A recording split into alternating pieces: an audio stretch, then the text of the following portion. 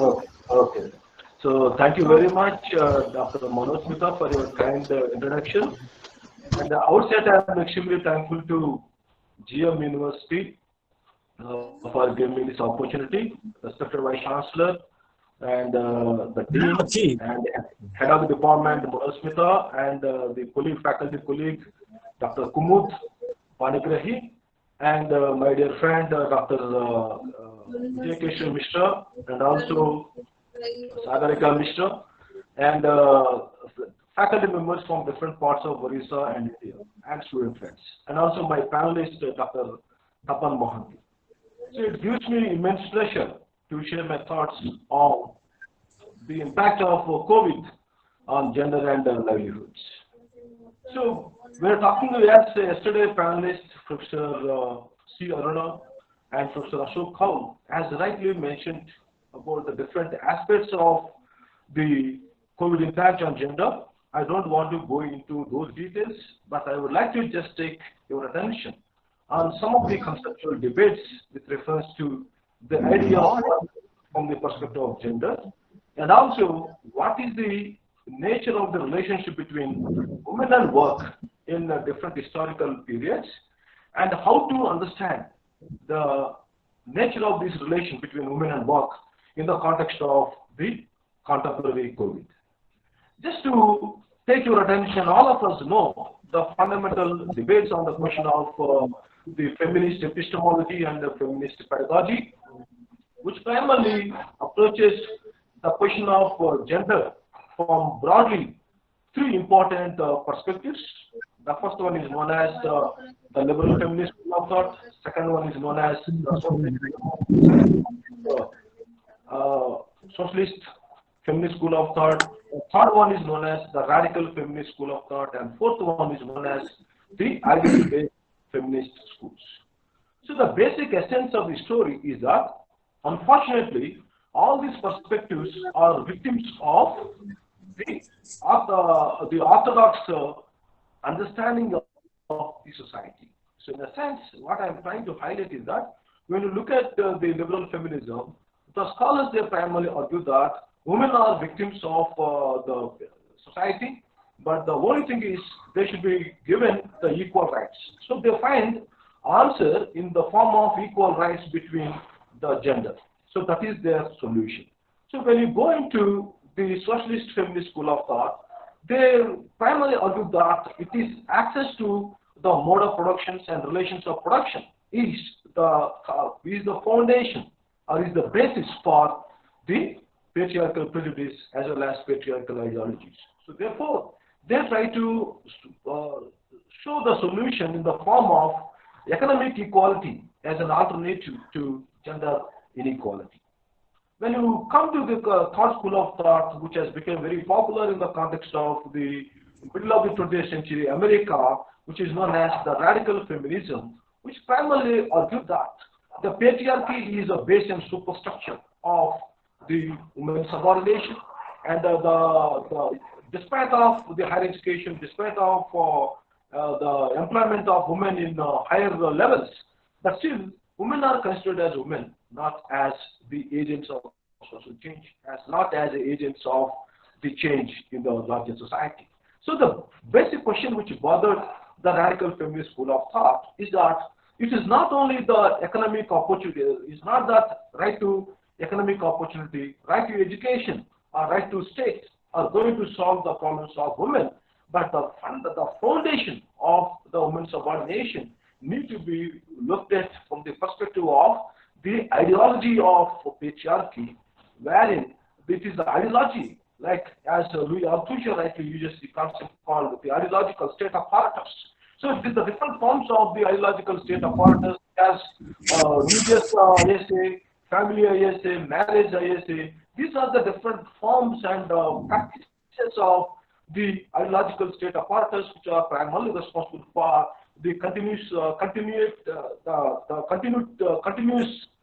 the age-old subordination of women to the under the clutches of the mainstream, to the clutches of man. So that's where the radical feminist school of thought, they went one step ahead and said that the mainstream sociology is nothing but mainstream sociology. So that's where, if you go one step ahead, even the postmodern feminist scholars also primarily mention that we need to deconstruct the knowledge which is primarily produced by the mainstream male intellectuals. We hardly look at, we primarily approach the world from the perspective of mainstream imagination, not from the perspective of the women's imagination. So therefore, the basic question which primarily need to be conceptualized is that the feminist epistemology need to be approached from feminist methodology. So here the methodological question is that there is a, if you look at all the schools of thought,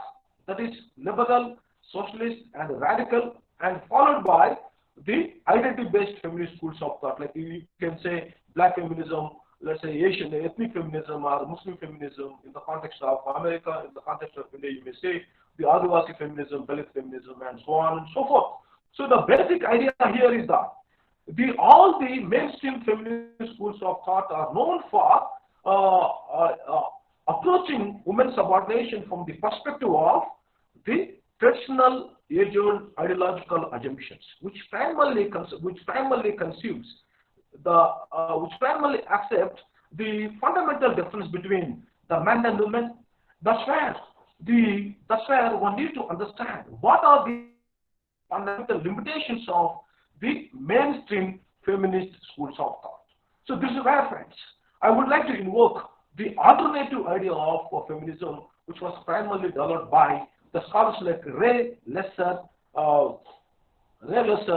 Blumber, who primarily try to understand feminism from the perspective of heterodox tradition. Heterodox tradition is a critique of orthodox tradition.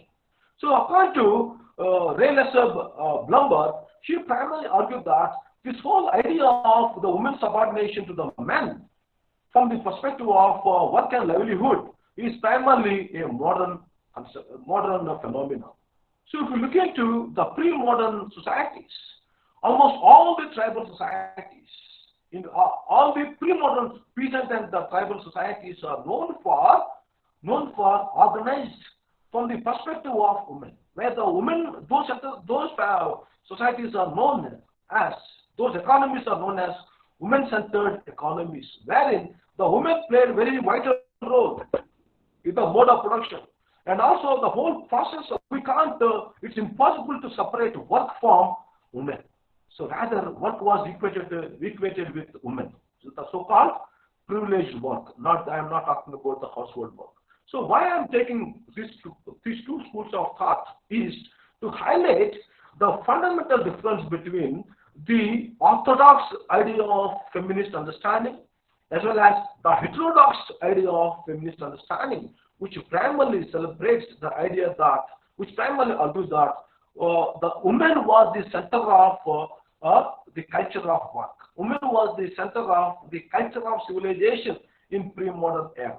But what happened to women in modern era? Why women lost their significance from the perspective of work participation? And what are the social as well as the technological factors which are primarily responsible for debarring women from the work participation? So if you look at very carefully, this is where we need to invoke the writings of one of the famous futurologists by name Alvin Toffler, who he talks about the three waves. The first wave stands for Agrarian Revolution, second wave stands for Industrial Revolution, and third wave stands for Information Technology Revolution. So if you look at the Agrarian Revolution, the women played a very important role in the horticulture societies as well as agriculture societies. That's where in the history of human civilization, 90% of or 95% of the history was primarily supported with the participation of women. But what has happened for the last 200 years? If you go into details of the history of Industrial Revolution, which primarily argues that the Industrial Revolution was the root cause for domestication of women, and it was one of the important outcome of the Industrial Revolution is the shifting of the work from the family to the factory. So therefore, what happened was the moment the site of the work transformed from the family to the factory, Women were primarily retained in the families, whereas the men was primarily encouraged to go to the towns and cities. So the process of urban development centers are developed. This whole idea of industrial organizations and urbanization was primarily uh, associated with the making of men and unmaking of women. But that's how the history was primarily the Industrial Revolution is primarily responsible for pushing women back to pushing women out of the work. Especially, I'm talking about the formal work, the work which is primarily considered as a source of livelihood, the work which primarily commands the dignity, which the work which primarily gives the economic opportunities. This kind of work was primarily deprived to the women in the context of modern era. But thanks to the ICT, the making of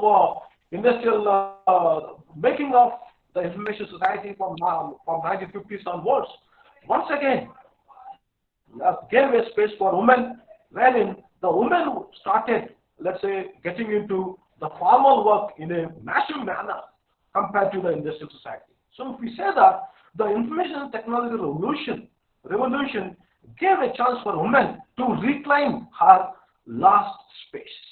So reclaiming work in the ICT has become one of the realities of the 20th century in general and 21st century in particular, where almost 50% of the IT software professionals are women. Almost 70% of the women are working for the BPO sector.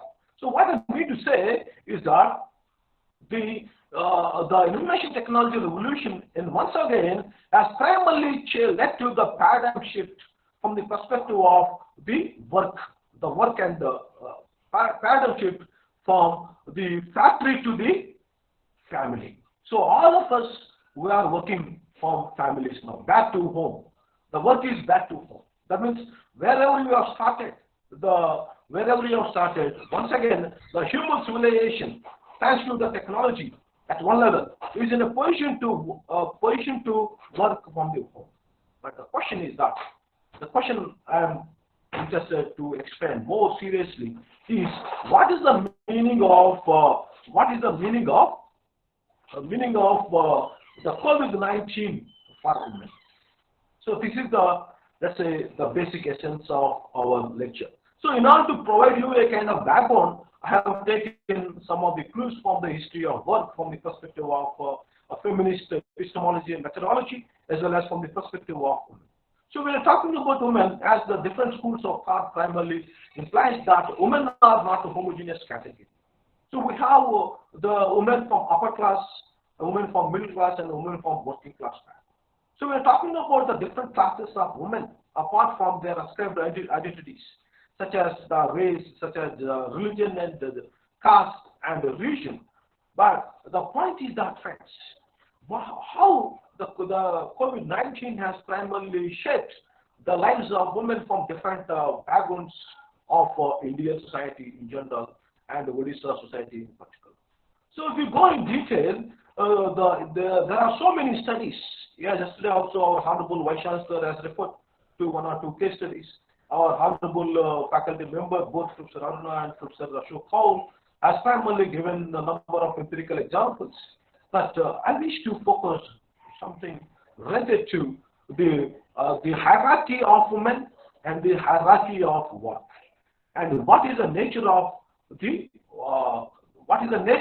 two kinds of hierarchy, and whether these hierarchies are competing in nature, whether these hierarchies are inversible in nature.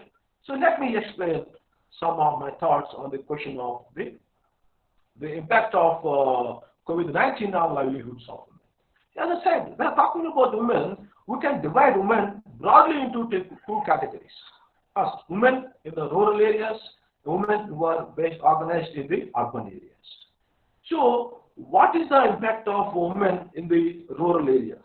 So, if you go in detail, the women in rural areas, especially from March 15th onwards, so their lives were impacted in a partial sense when compared to the women from urban areas.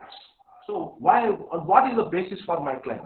So if you get into the details of the impact of COVID from March to almost, let's say, the August 15th, it primarily implies that the women, those women who were employed in the agriculture sector, they were in a position to continue the different sorts of work, despite of the number of rules and restrictions associated with the COVID-19. So at one level, the livelihoods of the rural women was not, let's say, devastated completely.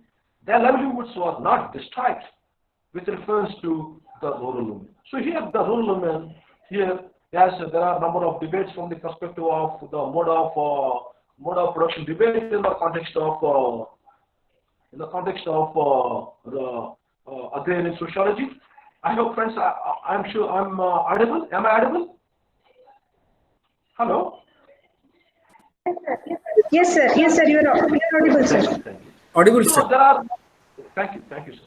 So there are a number of debates on the question of mode of production from the perspective of agrarian economy, thanks to the classical Marxist scholars as well as the modern Marxist scholars, including D.N. Danagare, who primarily argues that there are different classes in the context of rural areas. So when I'm talking about the agrarian classes, especially the agrarian women, I am using the idea of agrarian women from the perspective of Gail Ahmed, who talks about the agricultural the agrarian women who are engaged in where primarily depends on the age-old the everyday work. So the basic idea here is that, friends, basic idea is that the rural women were in a position to sustain themselves in the context of COVID-19. But what happened to the women from the perspective of the towns and urban areas? As all of us know that, the data clearly says that almost 40% of the Indian population lives in urban areas, that is including towns and cities. So what is the meaning of COVID-19 for 2019 for the women? So if you go in detail, we need to classify the women into three kinds in the context of urban areas. Women who are part of the formal sector, that is those who are engaged in the government jobs, and those who are engaged in the private sector but formal employment. The women who are engaged in the informal sector, the women who are engaged in the informal sector, and the women who are employed in the unrecognized sector. So the point is that, friends, we need to understand there is a grades of gendered hierarchy from the perspective of work participation. So here, the women who are part of the, let's say, the government sector, though their salaries were stopped for some time initially, but they were in a position to, let's say, get their salary without much disturbance. But the women who are engaged in the, let's say, formal private sector, you would be surprised to know that the private IT companies, private pharma companies, and the private schools and private colleges. So those women who are engaged in the formal sector in different organizations, their livelihoods are under threat because of COVID-19, because of the impact of COVID-19, where the number of women who are working for the people sector, number of women who are engaged in the schools as a teachers, they lost their livelihood. So therefore, friends, the women were the first victims of the COVID-19 in the formal sector. Not only the informal sector, but the women were engaged in the formal sector, such as the schools, especially the private schools. All of you know that these schools, most of the entire teaching in private schools is known for undergoing the process of feminization of teaching. Initially, all of us felt happy that nothing wrong in feminization of teaching. We need to learn the experiences of Soviet Union, where more than 60% of women, more than 60% of the teachers who are engaged in the schools, school teaching are primarily women. So also the studies established that the women teachers are much more caring and loving when compared to the male teachers, That's one of the reasons why, especially at the primary level, primary school, most the women were primarily preferred when compared to the men. But what happened? So the women teachers were the major victims of the COVID-19 from March onwards. Secondly, the women, as I said, women who are engaged in the formal sector, organizations such as IT industry, pharma industry, and there are multiple, let's say, formal industry where there are assured of monthly income. They were deprived of their salaries, or they were also deprived of 50% of the salaries. So, but still, they're trying to retain their jobs. They are still working. So, what I want to submit here is that the women who are part of the white-collar jobs, the so-called white-collar jobs, they were also the victims of the COVID-19. And secondly, when you're talking about women in the informal sector, they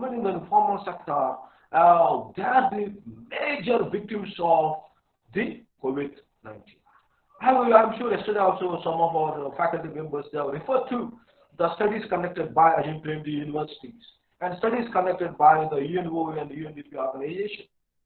So most of the studies have primarily proved that the men and women who are engaged in the informal sector, they were the worst victims, because the informal sector primarily works on the principles of the self-employment, as well as works on the principles of the day wage payment basis, wherein they go to the work and they primarily just claim their wages. So the everyday labor, the notion of the everyday labor primarily got disrupted with the impact of the COVID-19. So wherein we have seen the stories of the migrant worker, where the mother, a poor mother carrying her baby, and also she was walking as a barefoot soldier for hundreds and thousands of miles. This is one side of the story, because the media has shown only focused more on the migrant workers and migrant women. But the point is that, friends, there are so many untold stories with reference to the non-migrant workers who are primarily based in the respective regions, respective cities and towns, but they are deprived of their everyday work. So the point here is that there are so many women who are primarily working as, who primarily survive on the basis of the survive on the self-employment jobs, such as, let's say, the street vendors. The street vendors were also the major victims, because I wish to quote here one case study which I observed in our own colony, one of our residential colony, wherein the one couple, the wife and husband, they used to sell the bangles and the ornaments of women in the weekly markets. But because of the COVID, there was no demand for the ornaments as well as the household goods in these weekly markets. So immediately, within 1 month, they have shifted from this ornament, the ornament business to the fruit selling as well as the vegetable selling. But even they failed in that business also. So this woman, when I was as a sociologist, when I was trying to interact with her, she said with very sour face, she told me that, sir, we have lost our livelihood for the last 4 months. We are not in a position to even pay our rent. We are not in a position to survive with a 3-day meal. So the point here is that, friends, we are talking about the impact of livelihood. We are talking about the impact of COVID on livelihood. The self-employed, the men and women, were the major victims of this whole process. So that's where I wish to argue that here the women who are in the unorganized sector have suffered a severe kind of pain because of COVID. And I wish to also flag another important point from the perspective of the livelihood and COVID. in the urban cities and towns, the household maid the maid work is one of the important sector which is not recognized by both the state and civil society. But if you look into any middle class and upper class households, every upper class and middle class households depends on the housemaids. But what has happened after March 28th? So if you refer to the stories of these household maid servants, you would be shocked to know that there is the whole idea of the untouchability, which was primarily referred as a unique phenomenon of India, America, and South Africa. Here I am using untouchability in a larger sense from the perspective of the race and caste. But what happened, friends, after the COVID, there is a globalization of untouchability. There is a globalization of apartheid. The apartheid is nothing but a separation of the social groups on the basis of the race, which was a very eminent phenomenon in the context of South Africa. But now the world was primarily organized on the basis of apartheid. If I use the concept of Anthony Giddens, the sole notion of the time and space concept was primarily got into a convergence where the apartheid has become a reality, wherein all of us, we are not in a position to trust our own family members. We are not in a position to trust our own joint family members. We are not in a position, when we are not trusting our own family members, one can imagine the position of a poor maid servant who primarily depends on the economic, let's say, the economic results of the so-called middle class and upper class. The so-called middle class and upper class have shown their highest form of reality by not allowing the same women who are the makers of their house for the last, let's say, 10 years or 20 years. But until March 15th, they were the makers of house.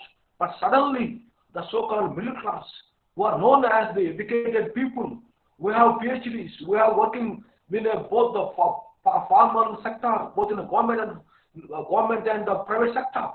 But they were known for implementing, they were known for misunderstanding the social distance in the form of a physical distance. So they were primarily misunderstood the notion of physical distance from the perspective of social distance. They were not allowed to enter their homes, and there were some of them, I would like to say at least 20% of them, they were primarily given their salaries for this 3 months, though they were not working in their homes. But some of the middle class, they were also known for their cruelty. They did not even bother to give even 50% of their salaries. So what I want to tell you is that, friends, the globalization of discrimination on the working class women, especially the working class women at the bottom of the hierarchy, was very much evidenced in the context of the COVID-19.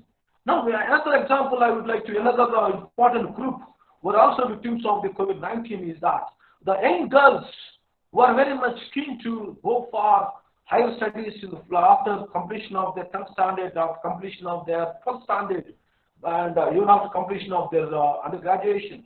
These young girls, especially from the working class background, they were deprived of their studies, further studies, because of COVID-19. Because the working class people were the major victims of the COVID-19. Therefore, these women, these young girls were discouraged by the parents because of their poverty. I'm sure all of you might have watched one of the sad story of 2 young girls who are helping their father and mother as a part of the ploughing in Andhra Pradesh, in the Chittoor district of Andhra Pradesh, where the real hero of the India now, which is celebrated by the media as well. Of course, he deserves the media celebration, as well as he was really celebrated by the entire people across the castes. By name Sonu Sood. Sonu Sood immediately donated one tractor to this family when he was seeing the 2 young girls who are studying their graduation in town. But because of the COVID, they came to the village, they started cultivating their small piece of land. So here, this is the state of affairs of the rural India as well as urban India. But where are we? We don't have many Sonu suits all over the country. We don't have Sonu suits from villages to the towns. So friends, now what is the responsibility of the state? And what is the responsibility of the civil society to address the number of challenges and number of challenges which have two dimensions from the perspective of Robert Merton, which has both the manifest and latent functions and latent consequences. So therefore, as a students of sociology, it is our moral responsibility as well as ethical responsibility to map out the multiple meanings of COVID-19 for the different sections of the society. So the state has to evolve the universal mechanisms as well as specific mechanisms in order to address the problems of the working class, the middle class, who are the major victims of the COVID-19. So I wish to thank Dr. Manoj Smita and our colleague, Dr. Panigrahi, for giving me this opportunity. Thank you very much. Thank you very much, sir, for your enlightening speech, sir. It was it covered all the areas of COVID-19 thing, from global taking to the local thing. Thank you very much, sir, for gracing the occasion. Now I shift the next session to Dr. Kumud Panigrai, sir. Thank you so much, madam, and thank you so much, Professor Nagaraju, sir, for your insightful lecture on various issues of gender and COVID-19, that you have brought historical approach to the issues by integrating the empirical evidence in the context of agrarian changes, in the context of industrial revolution and IT revolution. Along with this, you integrated your argument and your analysis with the argument put forward by the previous speakers in the first day of our webinar. So now we are moving to the second speaker of our second day, and we have one of the another eminent personalities. He is known as Professor Tapan Mohanty. He is a professor of law at National Law University, Bhopal, one of the premier law school of the country. At present, he is the Dean of Distant Education and chairperson of the Center for Sociological Studies, and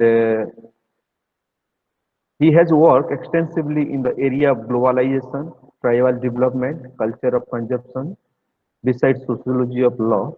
He had 4 major research projects to his credit on diverse issues like educational management, that is by NUPA, Bhopal Gas Treasury from World Bank, engineering and engendering criminal law, and implementation of PCPNDT Act, and the Rajiv Gandhi Advocate Training Scheme. He has also conducted various training programs for different category of professionals, which includes lawyers, judges, legal officers, executives of private public sector companies. Notable among them are executive training program for law officer of Terry Hydroelectricity Department of Hydroelectricity Development Corporation, judges of subordinate judiciary of Madhya Pradesh, nodal officers of Department of Health, and executives of Vodafone India. He has published 60 research articles in various reputed peer-reviewed national and international journals, namely Economic and Political Weekly, Sociological Bulletin, Journal of Education and Planning and Administration, Journal of Indian Institute of Public Administration, to name few. He is also a recipient of Erasmus Fellowship from the European Union, and also worked on lifelong education, where he has focused on the use of ICT on developing learning skill among adults and professionals. He is the member of State Supervisory Board of Implementation of PCPNDT Act in Madhya Pradesh and a former executive committee of NLIU Bhopal.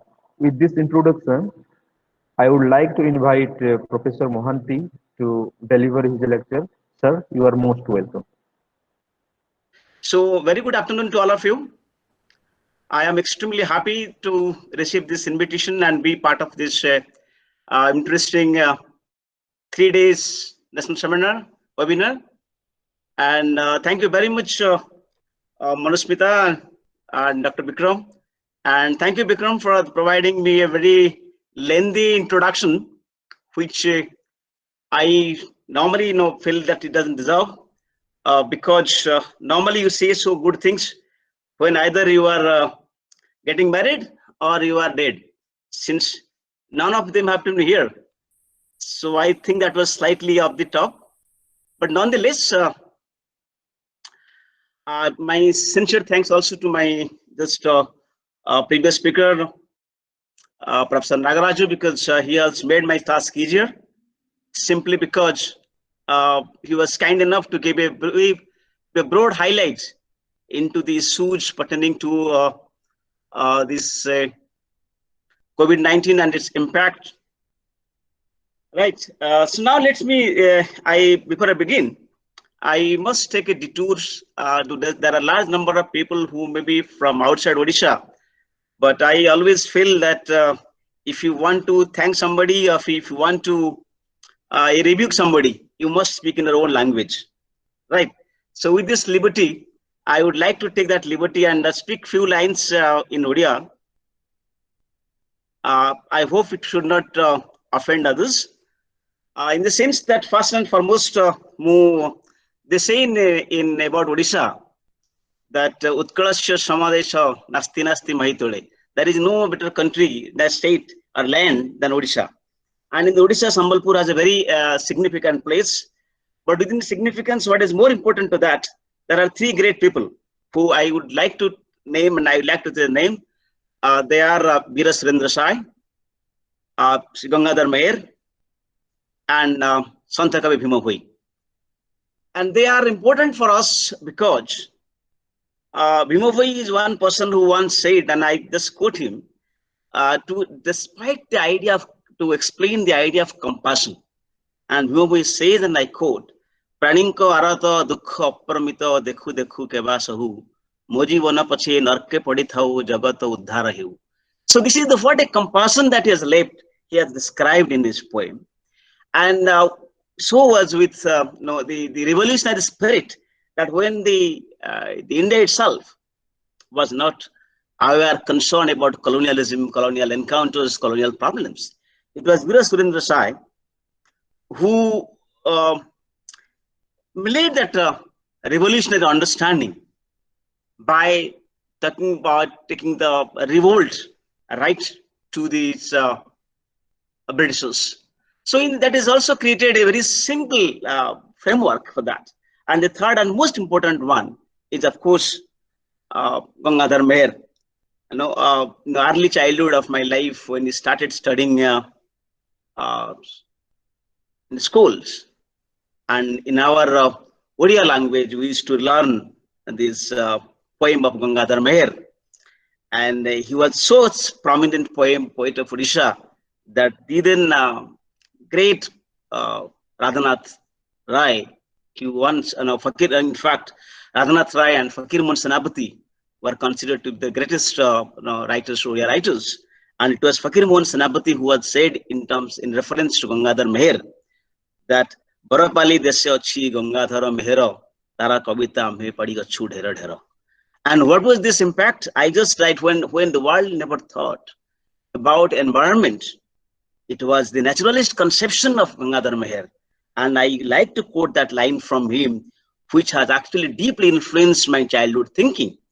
And he writes, and I quote, this says like this, it goes like this. Mangale oila usa biko chora jivo drusa janaki darshana trusa hrudaye vahi.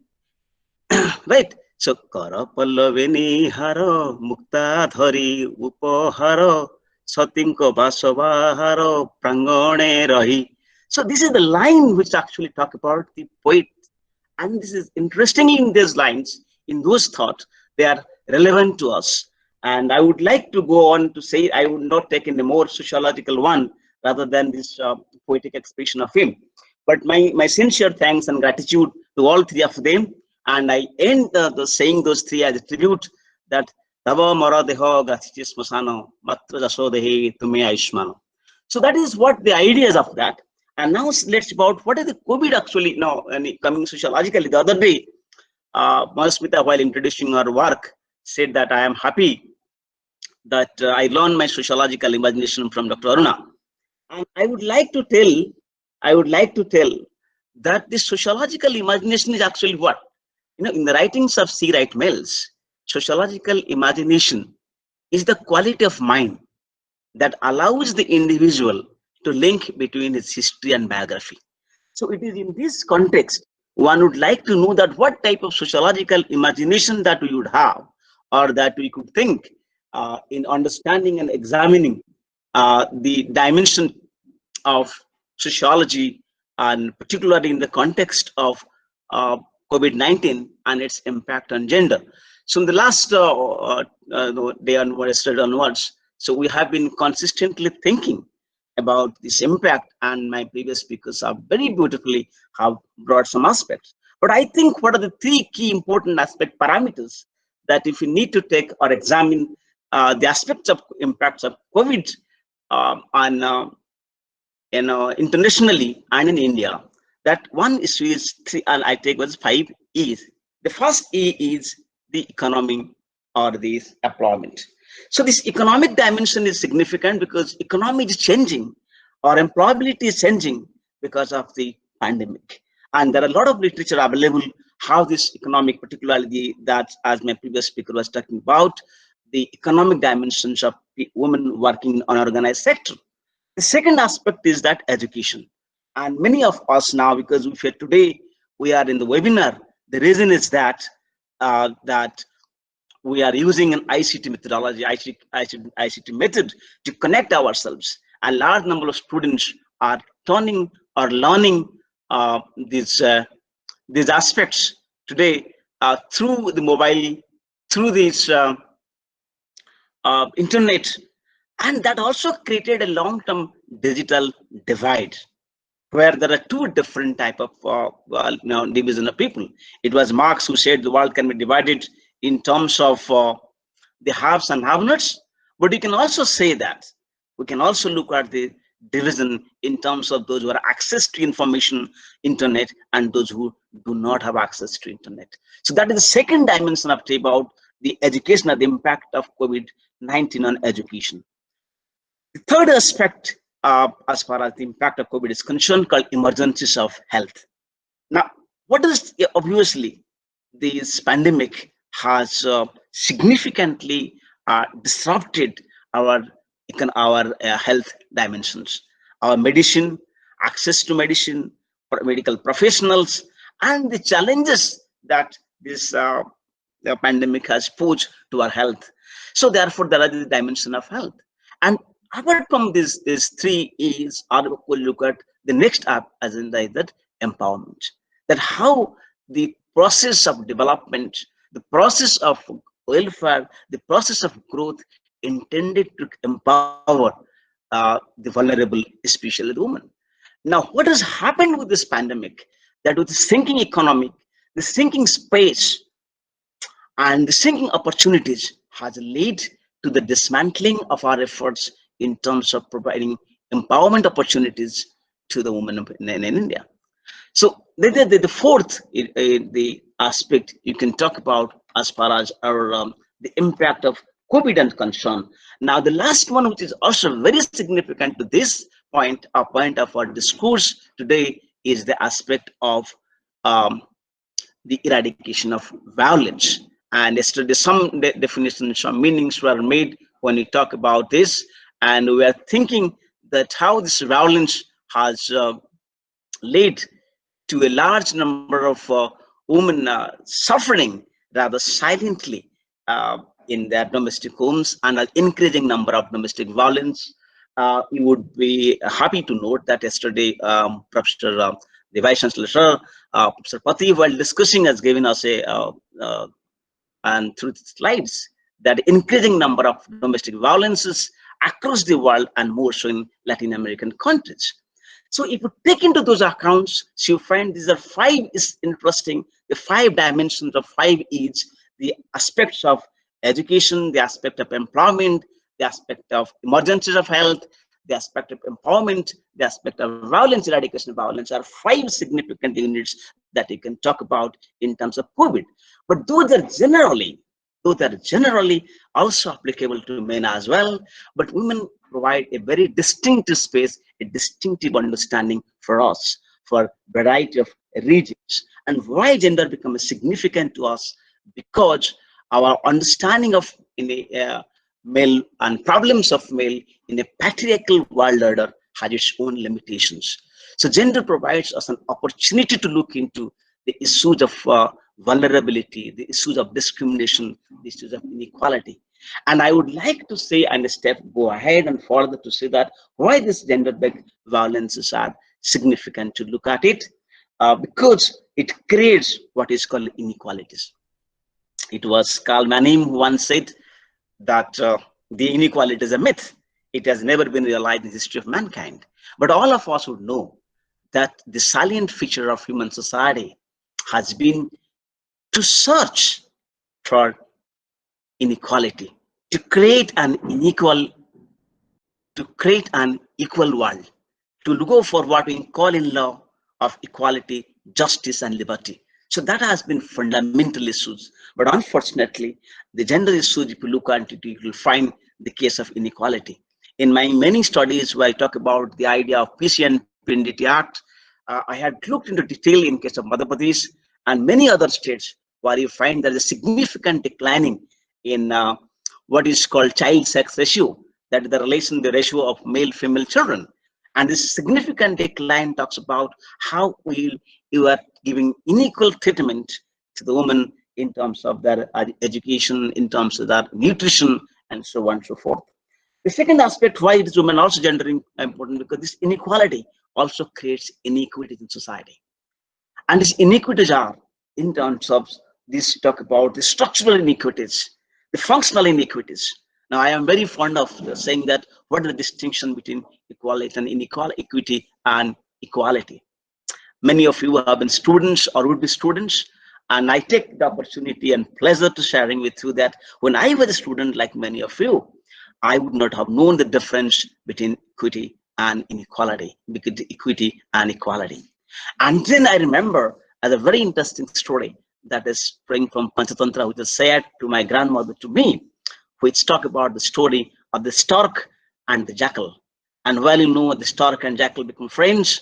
And once it happened that the Jackal invited the Stork to come to his house and to have food. And when Mr. and Mr. Jackal and Mr.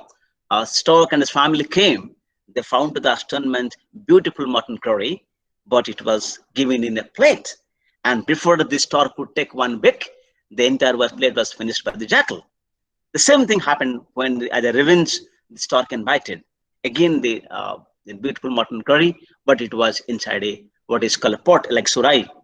And because the only thing that the Jackal could do and family could do is that they couldn't salivate, but because they couldn't eat. So what do you find?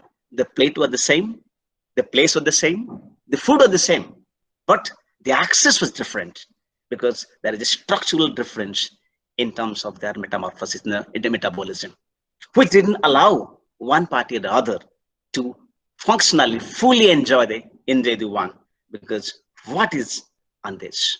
So therefore, when we examine these dimensions, that is equality, because things are equal, but they're not equitable of their structural, functional differences. So that is how we'd like to look at the question of inequality and inequality in terms of women. And this notion of inequalities have certainly has upgraded or increased due to the COVID-19 in world in general and in India in particular, because we are more vulnerable to that. Then there is, of course, this inequality has led to discrimination and exclusion. And why is discrimination and exclusion? Because when the resources are scarce, it usually goes to people whom we think they are important or who are physically, financially, emotionally better off. So they had a chance of cornering that. And since women have been disprivileged in this account, so their discrimination become apparent. And these discriminations are defined and are increased because of the pandemic, because of people being to the home, because of people being unable to go out, and people their employment opportunity limited, their interactions have been limited. Because what we often say that while discussing about economic opportunities and employment, we tend to forget about the social interaction. Because man is a man, or animal, or human is human, not because, as Marx would say, he entered into productive activity, but because he enters into an interaction. And unfortunately, this era of the COVID-19 has putting everybody in home, has decreased the both what Durkheim would say, the volume and density of the interaction between and among people. And so then they also laid this inequities, discrimination or exclusion has led to what is called as victimization of women. Now, when you said what type of victimization happened, I would like to give some examples of that. And one example of that, because when this pandemic took over, what options we had that we get immediately, everybody wanted to shift from work from home. Now, when you work from home, where do come into picture about this victimization? Because many times it led many male executives, senior officers to call up their female subordinates at odd hours, wearing odd dresses, making odd gestures. Now, they would not complain. Because I said, okay, if it's available, I just can use my phone. And because of this video calling, because of all these things, what is led to? It led to, for example of sexual harassment. I would give an example that in the USA, when this, or no, even USA, when this online work from home started, so many lawyers would just appear with their brief from their, from their bedroom with a night clothes on. And the judges would have to say that please be decent in your dress because you are appearing before the court. Now, we don't want you wear a gown and coat, but at least be decent. Now, when you say that, that talks about what about others in a judiciary, in a formal structure, in official structure, if that happens. What about a large number of women employees who are employed and in a different sectors where this provides an opportunity of exploitation, because there is no sexual harassment in the workplace because definition says it's workplace. Now, unfortunately, legal tangles are there because unfortunately that workplace has become home. And since you're working home, is it able to apply workplace laws that is applicable to that? But yes, in the meanwhile, this odd hours talking, the odd hours working, this and particular women who have different types of work at home. So therefore, this victimization happens. And this victimization is not fair, they become vulnerable.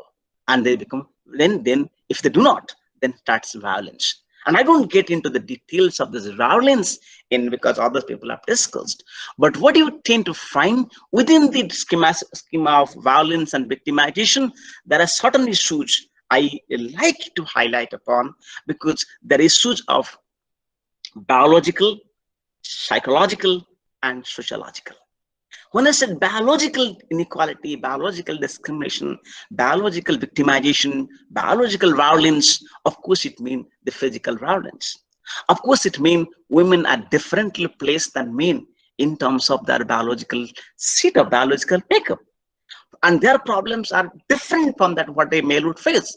If you look into the way the migrant laborers were traveling, everybody of us, all of us in fact, share the trauma, share the trouble, and very concerned about that. But we are about not migrants as a class, but you make this further sectoral analysis on that, a disaggregated analysis of migrants as per se, you will find the most vulnerable among the migrants are, of course, the women and children. And when it's a woman, what are their specific problems? The women who are pregnant, the women who are lactating, right? And when a woman is pregnant, when a woman is lactating, when she has a lesson type, when a little more nutrition, she becomes essentially malnutrition. So there are vulnerabilities. She has to go on the way for 3 days, 4 days, 8 days travel. She had to go to relieve herself on the roadside. That's another vulnerability. So when you look at this, another vulnerability in terms of the outside and internal vulnerability. So you find when you talk about women, and we talk about the issues of women vulnerability, issues of women victimization, and issues of women violence, you tend to look into the biological dimensions as well, which tend to often find its expression in sociological limitation, sociological conditionalities. Right. Similarly, you find there as sociological dimensions of also.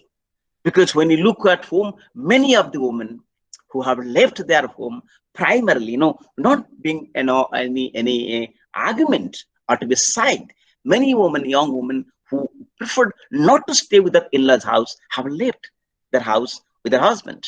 Now, outside the country, outside their state, outside their localities. Now, when they're forced to come about, it's also need a realignment, a mental realignment, a social realignment. Now, how do you look at that? Because they will again say that you have left us then. Now you're coming back to us. So will vulnerability, that the son of the soil, the son of the parents is welcome, but victimization of women. And there are many societies which have lived because they had more than 2 girls. Now when they come back, because the mother-in-law didn't like having girls in a family.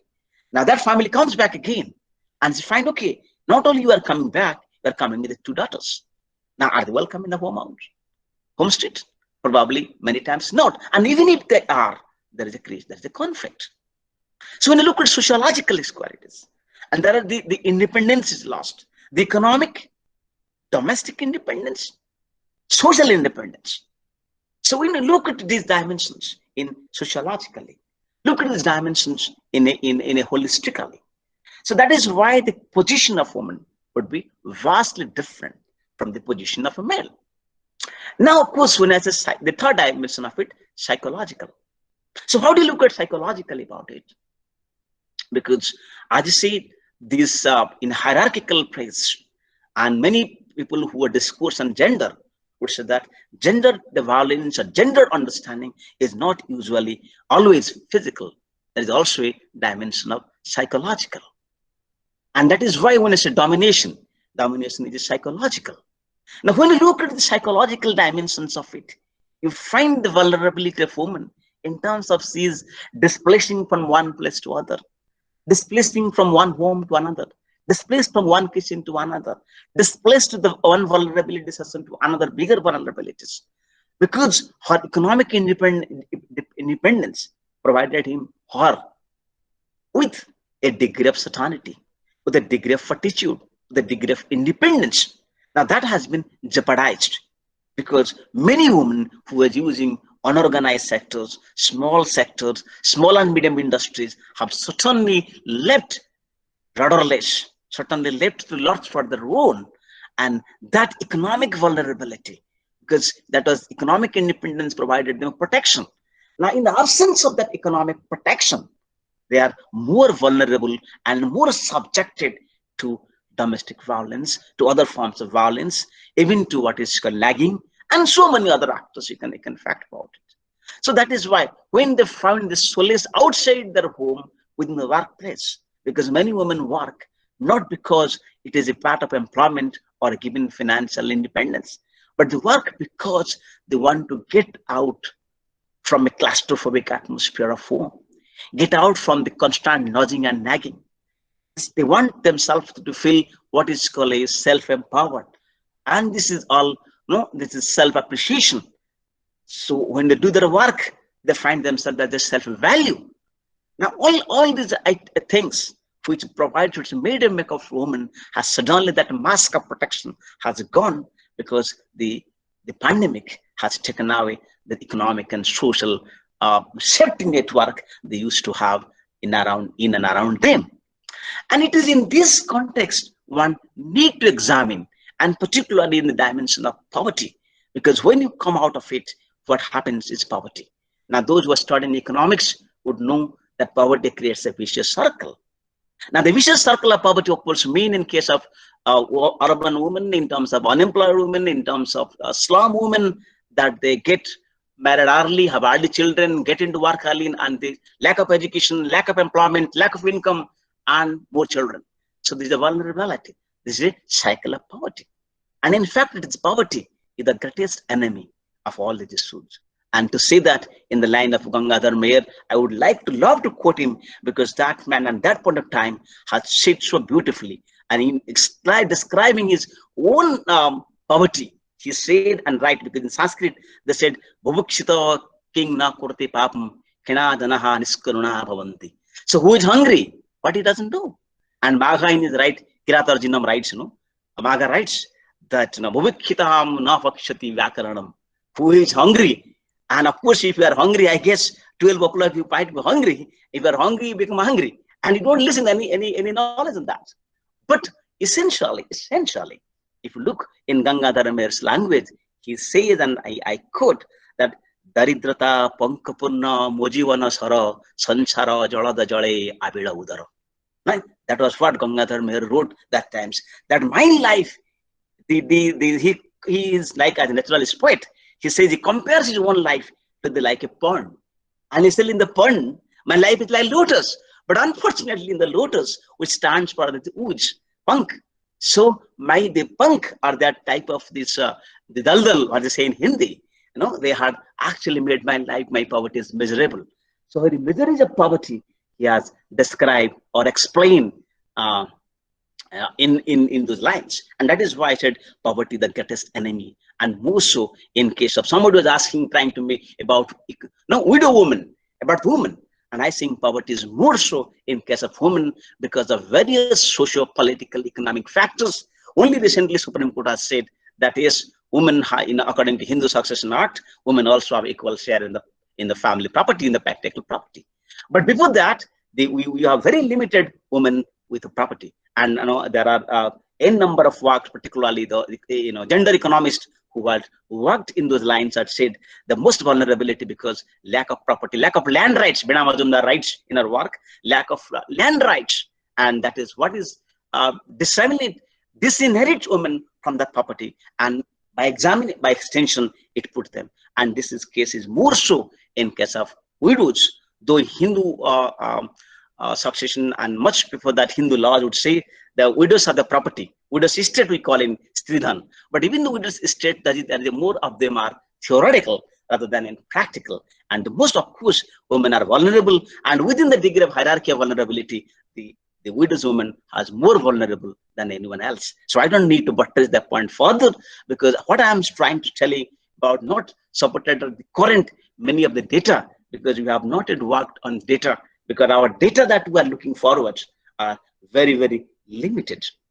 And that is why the data is supposed to come now, because people are working on that. I know ICCR only started one work giving funding, and I happen to be one of the reviewer. So for the projects, and because in the project starts, the data will start coming. And then we would be in a position to say that whatever actually happening. But what I'm saying, again, as she would say, not sociological imagination, but a sociological insight that gives us an understanding into that. So that is how we look at the different dimensions of vulnerability, social, psychological, biological. And now, of course, I don't think I would take more time. And sometimes it happens that when I take my class as a professor, I always take a 1 hour class. So I am not going to leave you for 1 hour because that's where my biological clock will state that your time is up. So I'll continue in the case of torturing you for that, for the next 15 minutes or 10 minutes that I have at my disposal. But because why? Because I had kept the last part for this. The last part would say that once, because we have taken about the problems, now do we have a solution? Because many times you will ask, because it is fine. It's of course a sociological inquiry.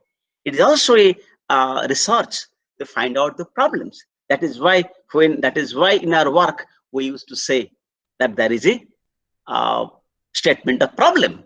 So I have explained the problem for you. But now then, what is your solution to that? So I, as a student of sociology and partially for law, would like to give a solution in terms of law. And though I believe, again, I would say my understanding of law is rudimentary, because I never liked law for two reasons, because both in-laws and outlaws are dangerous. So whether you have in-laws, whether you're outlaw, both are very, very dangerous. Now, of course, my wife would be angry about that, but nonetheless. I would take this opportunity to say why I'm understanding of law, because neither in nor out, we'd only focus on law. And why I said law? Because many people, because now as a student of sociology, their understanding of law is very, very limited, right? Because sociologists do not understand law. And many of time when you say, do you know law? We always think, oh, no, don't take out law, because law means we look at the, no, okay, so we look at the advocates, and we always think that advocates come with the white, and the black coat and white shirt, I think, because they do black and white together, right? So we don't like that. And in fact, I would say in Urdu, they would say it very corporate. They would say, I think those who follow would do, otherwise I will translate in English. So they would say, पैदा हुआ वकील तो इब्लिस ने कहा, पैदा हुआ वकील तो इब्लिस ने कहा, लो आज भी हम साहेबी औलाद हो गए, लो आज भी हम साहेबी औलाद हो गए. That means when the lawyer was born, who rejoiced? The rejoice was made by the Satan. Why? Satan said, look, I have got a son. That is what the condition we say about lawyers. And that is why we always avoid to be law. And we don't want, we don't want to get trapped in that situation. We think, okay, we are happy without law. In Odia, they would say, agar somebody is very angry, he would say, मैं तुझे लाल कोठा दिखा दूंगा. Nali kotha dikha dunga means I will show you the high court. That means you will get into the problem. So that is why they were afraid of the law. But interestingly, if you read sociology, especially the founding fathers of sociology, Marx, Weber, and Durkheim, they have discussed about law. Durkheim talked about anomie in the context of lawlessness. Durkheim talked about repressive and restrictive law. Max Weber talks about contract law of contracts, capitalism, right? The spirit of capitalism. Then Marx also talks about a forest law in 1856 when he was looking into Germany. So therefore you study, and interestingly, the central concern of early sociologists, the founding father of sociology, was not law. Therefore, their focus was not law. But to give credit to them, they have also interestingly highlighted the dimension of law that is relevant to bring social transformation, that is relevant to bring social order, that is relevant to bring social equality, that is relevant to bring a holistic development in society. So it is in this context I would say, look, though again when I say this, I would again in the fear of being criticized, I will also say I am not a Congressi or a Nehruvian, but I will still take to Nehru, not because of any other thing, but because Nehru's concept of Panchashil. The Panchashil was not essential Nehruvian, it is Indian concept to use it. So why Panchashil? Because Nehru won't mean that concept. The Panchashil mean the 5 principles. Shil, what is a Buddhist technology, Buddhist terminology? I said we need the help of the 5 laws to try, because I am being a combination of 5, right? And these 5 are very significant in Indian mythology, in Indian names. And in fact, forget about Nehru. If I take into the era of, I am too old to talk about romance, but till then, if I talk about romance, I will take you this, in Indian mythology, we have a mythological figure called Kamdev, right? And Kamdev's name is Pradyumna, right? There are 10 names of Kamdev. Pradyumna, Manmathamara, right? So there are many those 10 names. Pradyumna one name is. So what is Kamdev's? Because Kamdev was also had the 5 arrows. That's what I'm saying, 5. And the 5 arrows are the 5 flowers. Arabindang Masanta Chitangcha Navamallika Ladakpulancha Panchatai Panchavanasya Sayaka. The 5 arrows that is pierces to bring romance into human being, including the Lord of the Lord Maheshwara. There are also 5. So I am using now the 5 technology to tell about 5 laws which are essential to bring a transformation in this time of COVID, to bring a sociological equality in the question of women in India. So the 5 laws are, of course, I begin the Constitution. I don't create Constitution as a law per se, but there are enough articles in the Constitution, especially in the fundamental rights, which, because our Constitution is a transformative document. It is a document way ahead of its time, which talk about equality. So we look into that context. I would now dispense with that Constitution, but I am talking about now the laws. The first law, if you can think, that is protects women from vulnerability is the Dowry Prohibition Act 1961, amended in 1983. Because dowry has been one example of violence against women, right? So that is in law. We have created an enactment to deal with that. Though implementation is difficult, but I still find it difficult.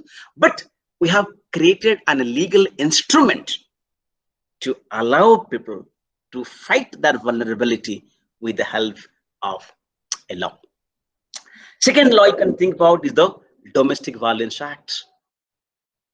That is the Prevention of Women from Domestic Violence Act, because that act specifically created that you find, even if the existence of other laws, these women who have very, very difficult to safeguard their own home, because own home is to a sense of security.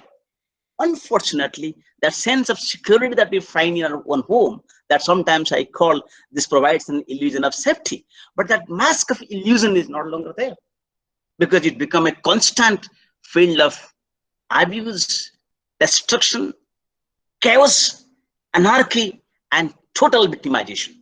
So there we have a law, talk about Domestic Violence Act. Then obviously look at this, now the third act which has come to picture in recent times is called Harassment, the Prevention of Sexual Harassment at Workplace, 2013. So it's another law about not women, especially the organized women working in the organized sector, who constantly worked under the threat of sexual harassment. There are a number of cases that are coming out, and including now, I would not, since it is not a law class, I would not get into the details of legal provisions of that. But what I would say that you should know, because everybody must have an understanding of law at least. No, not because you want to become a lawyer, because that will take my profession away, but you also become your own safeguard, your own guardian, your own angel. So therefore, the Sexual Harassment Act comes about. Then there is a question of what is called the fourth, the POCSO Act, the Prevention of Children from Sexual Offenses. Now there is, again, within the vulnerability section, hierarchy of vulnerability, as I said, like with women, this girl child is also more vulnerable for that. Now that vulnerability is, again, need to be discussed, need to be debated, because many times when they are not at the age of understanding, they are not at the age of development, they are not at the age of interactions that taken away from the field of happiness, enjoyment, and play, and subjected to tyranny, sexual violence, and others. And that actually created large-scale physiological scares may go away, but psychological nightmares continues to haunt them even for the many years. So therefore, it is relevant to know that we have an act to deal with those issues in children.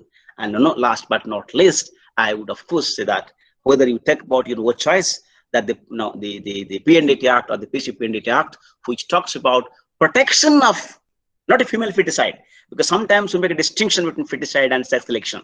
Because what is sex selection is that when the parents go to the doctor, to clinic, to detect the sex of the unborn child, and when they find the child is a girl, so they would prefer to abort it. Now, who does this? The data says it is not the poor, it is not the tribal, it is not the economically deprived, it is not the rural people, but urban educated elite, those who have access to doctors, access to medicine, access to medical technology, they would do that.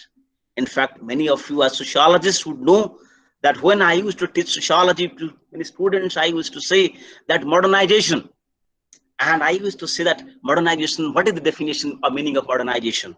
And today I remember that when I say the modernization is very antithetical to tradition, because tradition and modernity do not go together.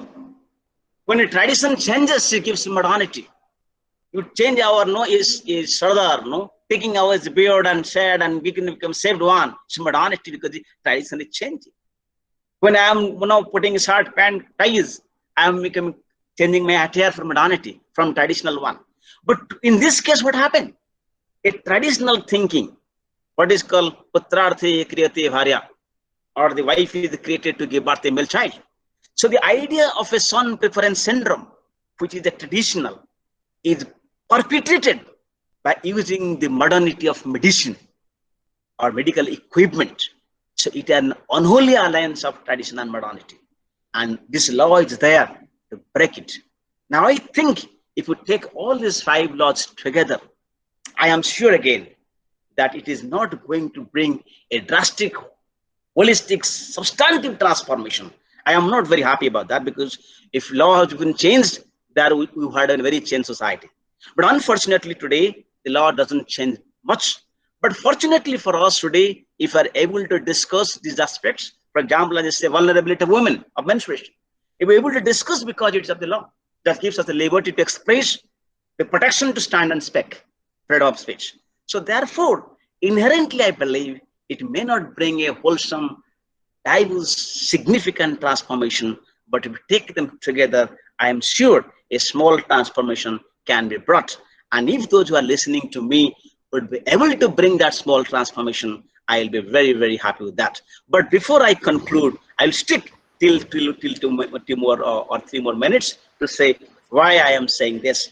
Many, many years ago, I was invited, like Manasmita did, for a seminar in IIM Ahmedabad. Like, those who see me, they would never invite me, because they would think, like, chota sa aadmi ye kya bolega? What will he tell that? They would always say that this man looks so tiny and what will he say? So those who don't know me and listen to me, because we always judge book by the cover. And I must admit, I don't have very good cover to say that, not a very good jacket per se. But those who know me have sometimes feel happy that to call me. So one of my friends in that international seminar knew me. So he said, sir, why don't you come? And there was resistance to him. And like, Manasmita must have resistance, but because my friend Uma is there, he would have known me. So he should say, no, you bring him and he won't be disappointment. That's fine. But similarly, that fellow asked me, so sir, you come with resistance. And when I went and the seminar, it was about management. And they were talking, they had given me time frame. Because when you come uninvited, like, last moment insertion, so the time given to you is very few minutes. So I would given a time 1:20 to 1:30 just before lunch. So what happens when the lunch is there? एक तो लोग भाषण सुनते सुनते पक जाते हैं, and because before everybody spoken, who want to listen? And when the lunch approaches, everybody is hungry, and if it's hungry, they are angry. And that time, if you speak, people will say कि जल्दी खत्म करो, we'll go for lunch, right? But if I speak that way, then my enemies will be happy because this fellow came and did nothing. So what do? You have a challenge. So like every teacher, as an actor, I took a challenge. I said, if you want to attention of people, we will do something which will attract attention to create a controversy. So I created a controversy. I said, I am listening to all the managers, all the management gurus who talk about nothing but Taylor, who talk about nothing but Peter Drucker, who talk about X, Y, and Z, all management people, see Sydney and Beatrice Webb, etc., etc. But all are saying management is Western. But I don't think management is Western. Everybody asked, what is that? I said, management is purely Indian. So then they asked me, everybody listen, we have all studied from the childhood that management is a Western, and this man is saying management is Indian. So how is that? I said, I am explaining. And I explained them. I said, look, there is a story in Ramayana. Everybody should know. The story is that when Lord Rama or the Sita was abducted, so Rama and Lakshman went to search for her. Right? He went because he was Marita Purushottam. I would have found a different wife. But fortunately, because he was Ram, so he went in search of wife, Sita. And finally, what happened? He found his Sugriva, make a friendship. And then they divided this into 4 groups. And each group went into 4 directions: east, west, north, south.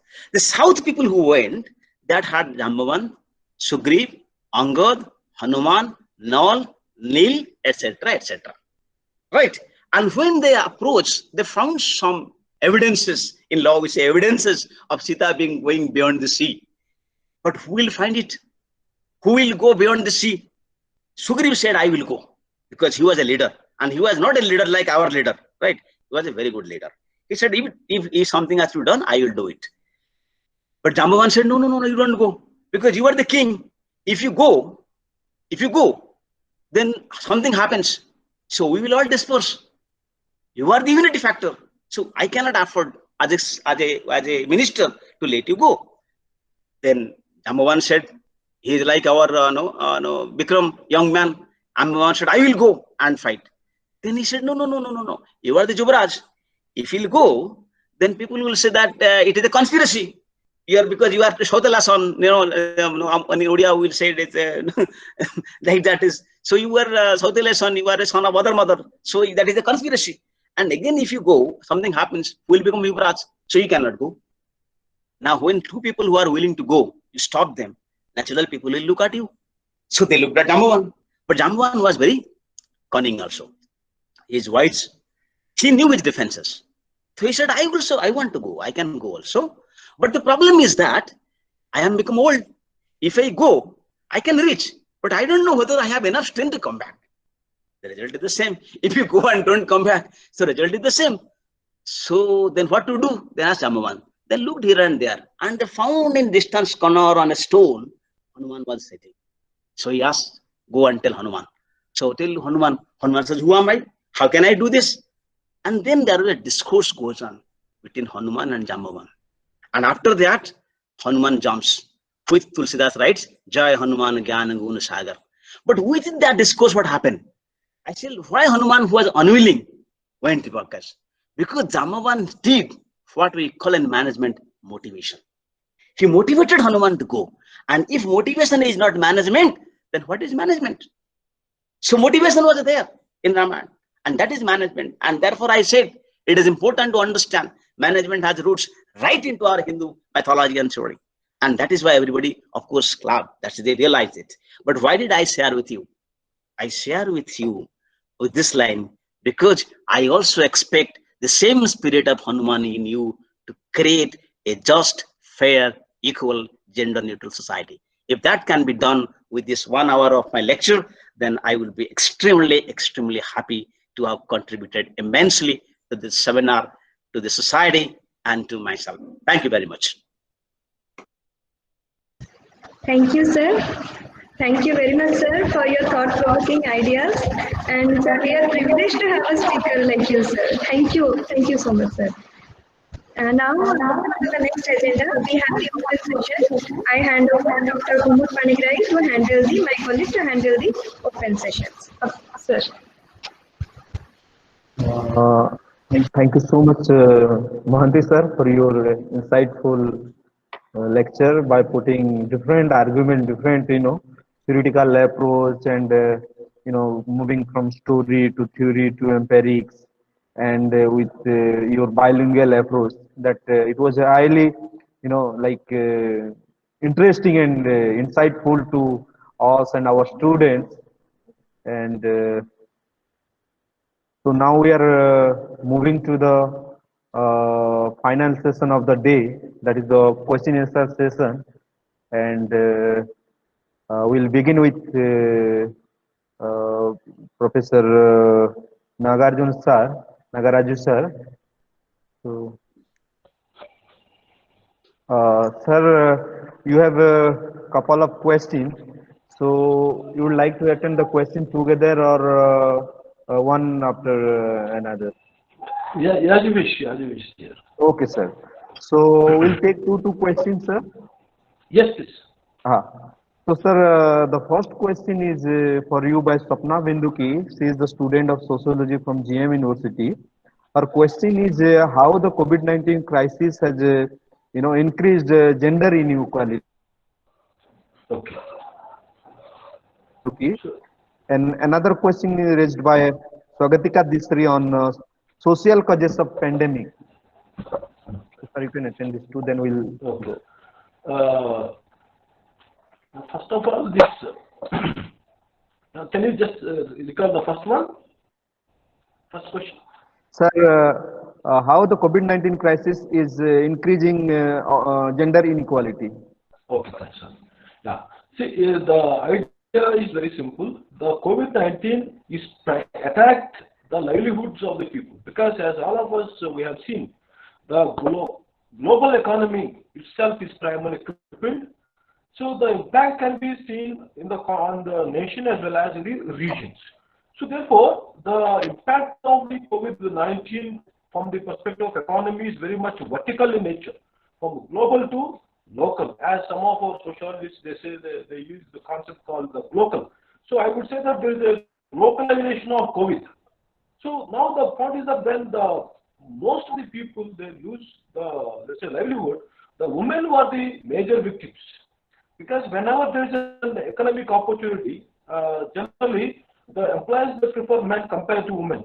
And there is more work, then only they use the women, especially in the unorganized sector. So I would say that this entire COVID-19 has primarily, let us denied the basic rights of women to work. So in a simple sense, the right to work, though the constitution has guaranteed, not only Indian constitution but all over the world, though all the constitutions talk about the right to equality, right to liberty, but without right to work, what is the meaning of equality and what is the meaning of liberty? It needs to be revisited once again. Sir, another question is why the females are largely participating in the field of agriculture, but why female Right. farmers are still unrecognized? It's raised by Kumudini Misra. Yeah. So thank you, Kumudini. So very good question. But if you look at the agrarian context, as our colleague Professor Tapan, Professor Mohanty has rightly mentioned, to Dr. Agrawal, who talks about this whole idea of the economy of gender. So in the context of rural agrarian economy, though women plays a very important role in the agriculture work as well as the household work, but unfortunately the ownership rights are always under the control of the head of the house, that is the man. So therefore, though the women are the tillers, as women are the farmers, and as I said, women plays a very important role in the culture of agriculture. But unfortunately, the lack of, let's say, ownership rights primarily, let's say, downgrade the position of women. Sir, another question is by Mirasmita Sahu.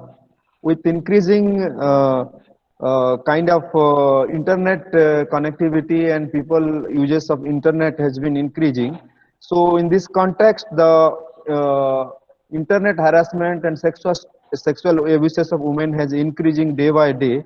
So how we can provide protect and safety to the women and girls at the present time? So thank you very much. It's a very good and a very innovative question. So now most of the children, especially the middle class children and upper class children, they were in a position to use the smartphones in order to attend the classes. So now the smartphone has become part of the household among the children. But the point is that now, as all of us are familiar with the concept called cybercrime, there is also a sexual harassment in the cyberspace, where there are a number of people who try to, let's say, harass the girls who own the phones, and also they try to abuse the girls by sending all the pornographic materials, this kind of stuff. That's where we need to evolve a laws to protect the privacy of the girls and women. So then only we are going to. That's what is happening in the case of in Facebook also. The moment any person writes that there is a girl and the age and all the real details, what happens is that there is a choice, there is a scope for harassing these girls and young women on the online platforms. But that's why we need to evolve a new cyber laws to protect the safety and the security of the individuals, especially individuals. Sir, you have two more questions, sir, by Ankita Chakravarti from GM University.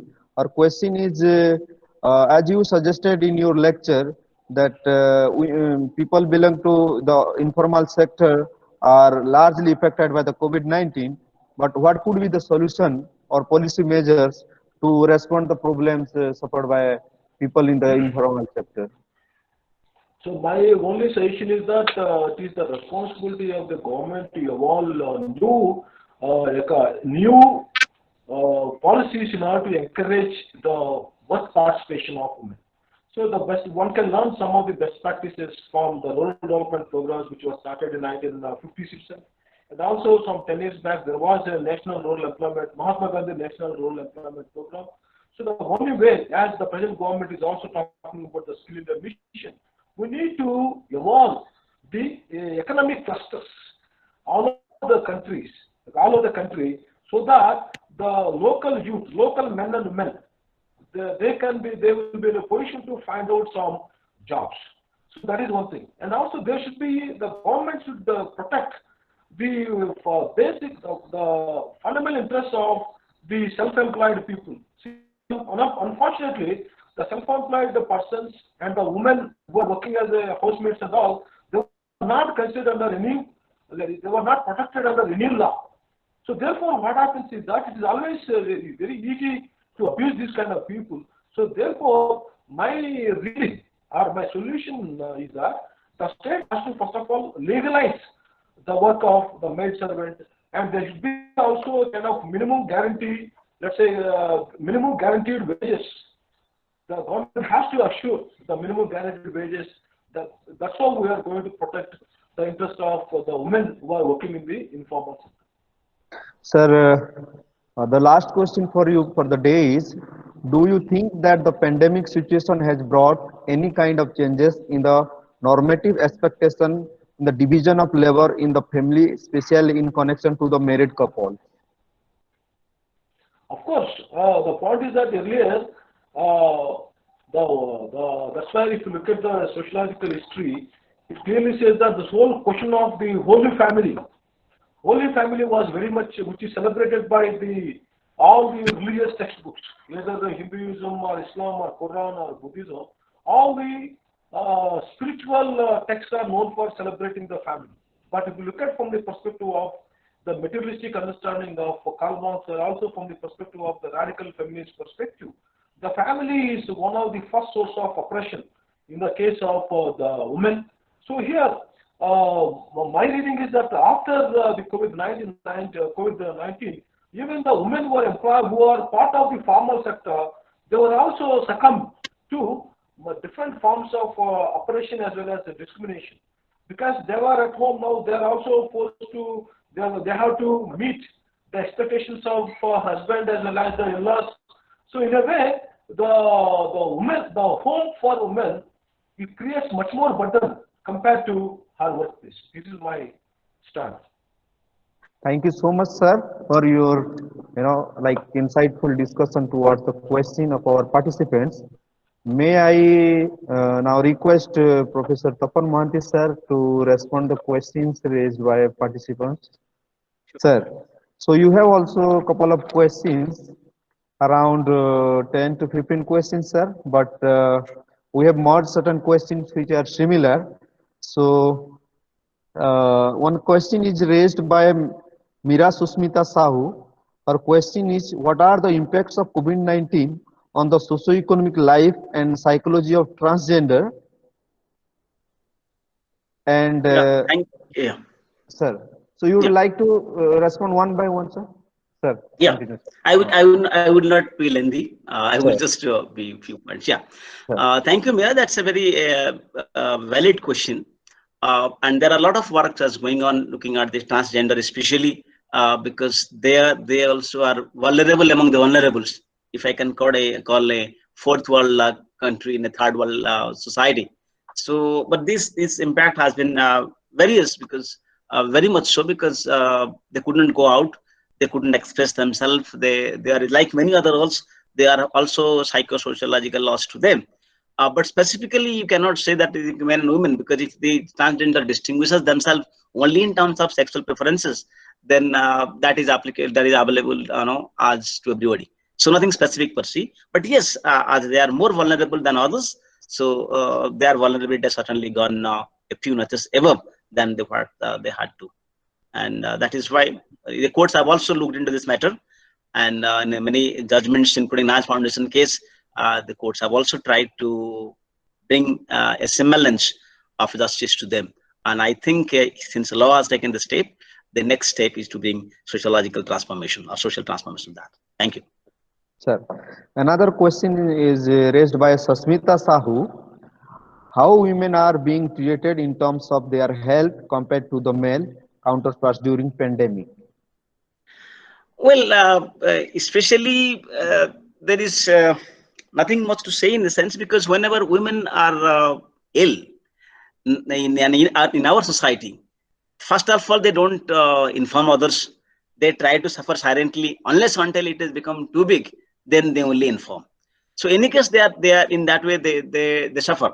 But with this pandemic, it's happening because of the lack of travel. Because for male, they can travel on cycle, they can travel on foot and so. And especially the pregnant or malnourished, lactating women, or women with other diseases, it is very difficult, because first thing is that the access, and if the access has to go by through a vehicle, and all the vehicles were stopped because of the lockdown. And naturally for a male, though hospitals are open, but how do you take hospitals unless until there's ambulance available? And I must say that despite all this Yojana and other things, the access to healthcare is very, very negligible, and more so in case of women. And that is why the pandemic hit hard everybody, but more so to the suffering, ill, diseased women. Thank you. Sir. Another question is raised by Swagatika Distri. Her question is, sir, a lady is the cause of pulling back on another lady. Is it true or false? If it is yes, then why? Right. I mean, you must have seen a lot of teleserials, especially Kyunki Saas Bhi Kabhi Bahu Thi, right? So that is there. That is there. But I think it is a question of conditioning. It is a question of social conditioning. Because when women are like, I can give an example of this in, I don't know how much it is there, but it was not in JNU, but many engineering colleges, other colleges, as a question of ragging. And when the ragging happens, it was the immediate seniors who react, others juniors, saying that we have been react, so we will do so.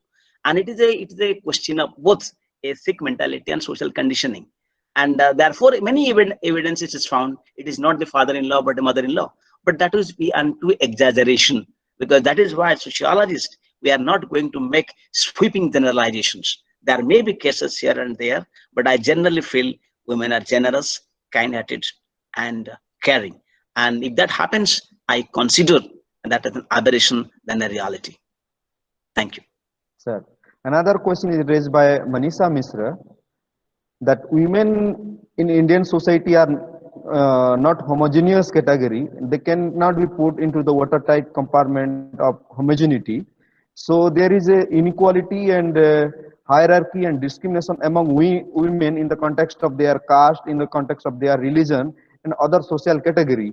So how could we respond this question when we generalize the issues of women as a homogeneous category, by which we forget the specific needs and problems of women? And in context to this, that whether like it's women who it's only the men who suppress the women, or what are the roles of women in extending or raising inequality of women in Indian society?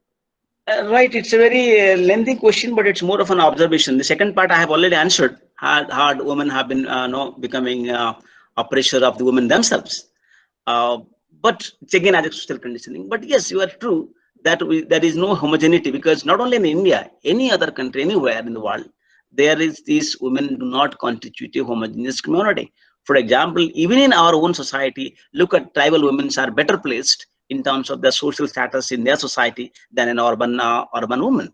So therefore, it is what is happening in this case. There would be a degree of differences, but when we make a general sociological analysis, heuristically and academically, it is relevant that we go for a generalization. And once you get generalizations, then you can put specific issues together.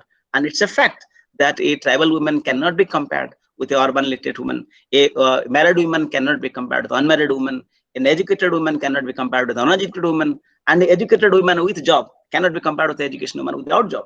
So there are economic, social, political inequities and inequalities existing within the sector of women. But that's a second question, because first we must address the first issue of general inequality and discrimination and exclusion, then go back to specificities. So otherwise, what happen, we would know, throw the baby, as say in English, throw the baby with the bathwater. And I don't want to do that. Thank you. Okay, sir. Sir, the last question of the day is raised by Meera Susmita Sahu.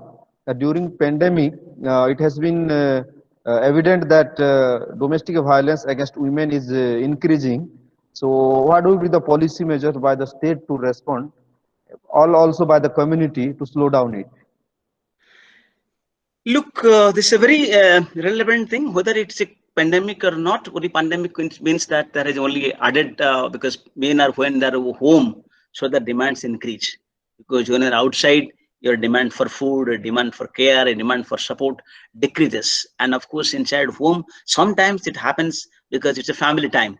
But unfortunately, we are so technologically disoriented that now we don't use the family time for comfort and things.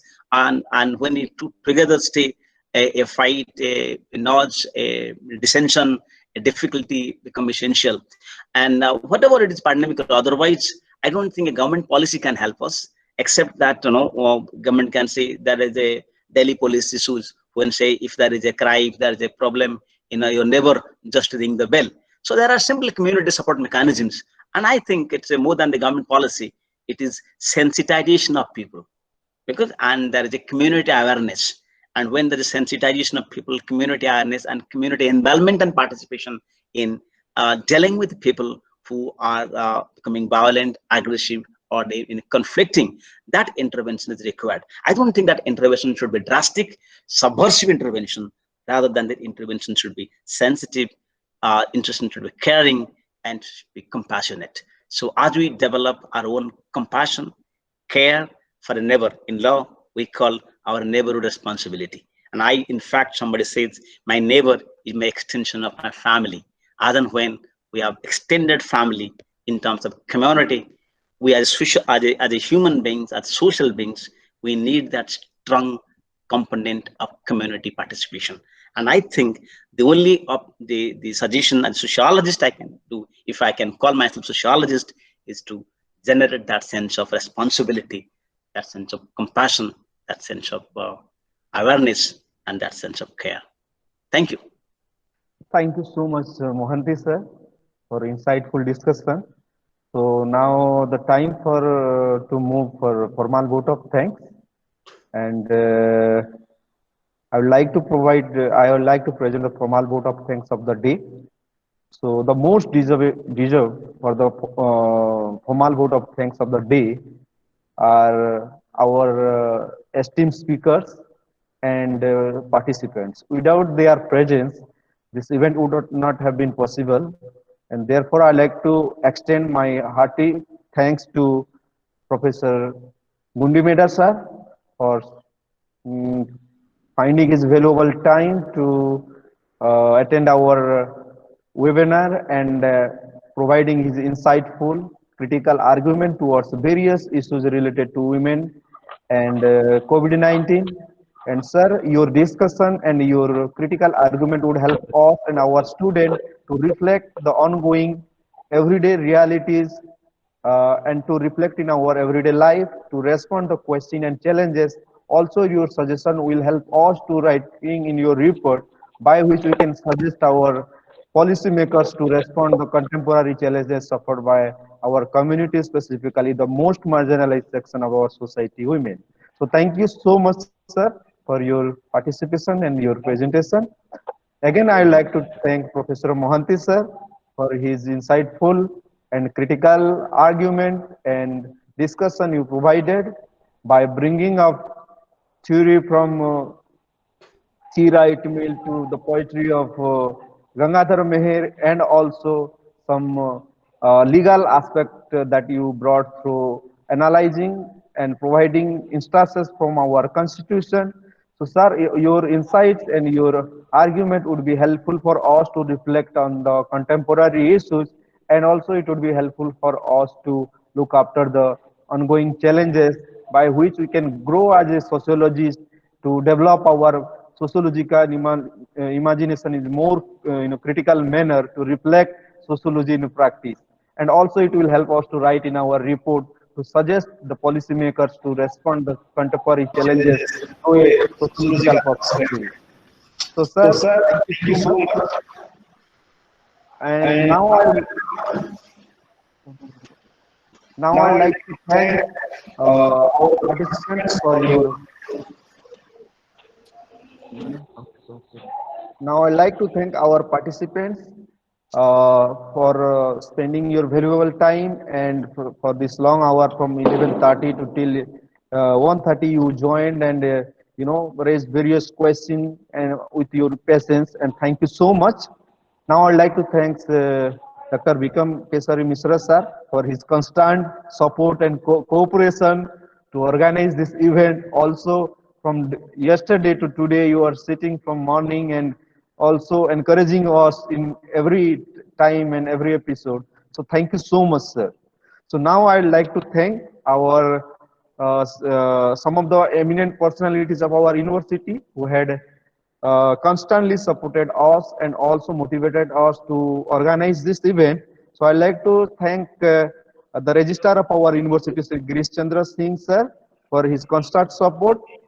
I'd like to thank Deputy Registrar Sir of our university, Dr. Umacharan Pati. He is the source of inspiration and man behind of this event. So thank you so much, Pati sir. I would like to thanks again the chairman of PG Council, Professor Sachidananda Mohapatra sir, for his constant support and guidance. I would like to thank Control of Examination, Dr. Hemanta sir, for his support, and also most importantly, the research officer and system managers, Dr. Chandan Sahu sir, and also the team of system manager of our university, Ashish sir, Priyanka madam, and Sushil sir for technically supporting this event. Because at present we are not equipped everywhere to have a sound technology to organize these technical activities, but with limited resources, with their support and cooperation, we reached to the end of the second day. Thank you so much. At the end, I would like to thank each and everyone for this event, and I welcome you all to the next day, the last day of the event, that is tomorrow. So we'll be meeting tomorrow. Thank you so much. Thank you so much. Thank you, sir. Thank you, Nagaraju sir. Thank you, Tapan sir. And thank you to all the participants. There's a small announcement. Those who want certificate, tomorrow you'll be filling up a feedback form, and then you'll be provided for certificates. So tomorrow we'll be meeting sharp at 11:30. Thank you so much to all. Thank you, participants.